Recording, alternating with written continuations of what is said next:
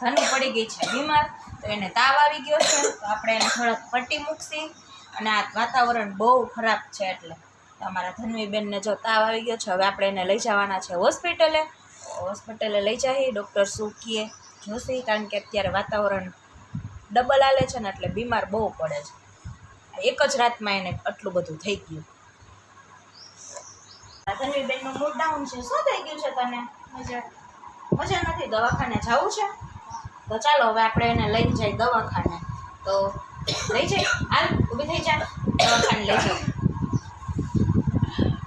ચાલો એને લઈ જઈએ દવાખાને. લઈ લીધી છે આપણે દવા, અને હવે જાસી ઘરે. ધનવીબેનનું થોડુંક મૂડ સરખું થઈ છે. એને શું થયું છે, ડૉક્ટરે કીધું છે કંઈ તકલીફ તો છે નહીં, આ વાતાવરણ છે એટલે વાતાવરણના હિસાબે એવું થાય. તો ચાલો હવે ઘરે જઈ ધનવીબેનને શું જમવું છે બનાવશી.